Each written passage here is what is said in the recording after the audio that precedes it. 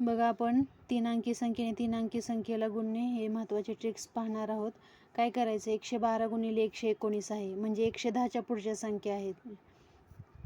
मागच्या व्हिडिओमध्ये आपण 110 पर्यंतच्या संख्यांचा गुणाकार पाहिला होता, तीन अंकी. आता त्या 110च्या पुढे जर अशा संख्या दिलेल्या असतील तर त्यावेळेस काय करायचं, थोडंसं चेंजेस आहे, सेम तशीच प्रोसेस, फक्त थोडंसं चेंज सांगते.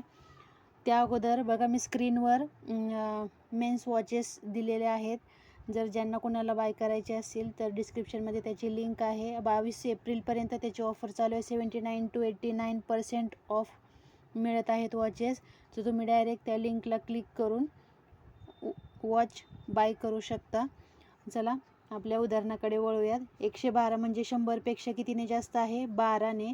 आणि 119 म्हणजे 100पेक्षा कितीने जास्त आहे, 19ने. त्यावेळेस काय करायचं, या दोन्हींचा गुणाकार करायचं.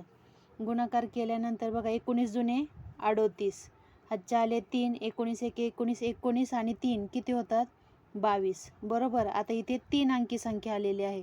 मागच्या उदाहरणांमध्ये आपलं काय येत होतं, फक्त दोन अंकी संख्या आपण ॲज इट इज मांडत होतो. आता जेव्हा तीन अंकी संख्या येते त्यावेळेस काय करायचं, या शेवटच्या दोन्ही संख्या म्हणजे एकक स्थान आणि दशक स्थानचा अंक उत्तराच्या ठिकाणी मांडून घ्या. त्यानंतर पुढे काय, यांचा क्रॉस डिफरन्स पाहायचा. 112 अधिक 19 किती येईल, 131. आणि 119 अधिक 12 किती येईल, 131. यांचा नेहमी लक्षात ठेवायचा, यांचा क्रॉस डिफरन्स हा नेहमी सेम येतो. आता जो 2 इथे उरलेला आहे तो 2 काय करायचा, आलेल्या उत्तर यांच्या डिफरन्समध्ये ॲड करायचा. 131 अधिक 2 किती येईल, 133. उत्तराच्या ठिकाणी ते मांडून घ्या. उत्तराच्या ठिकाणी 133. मग याचं उत्तर काय आलं, 13,328. ही ट्रिक्स एकदा नक्की घरी करून पहा. आलेलं उत्तर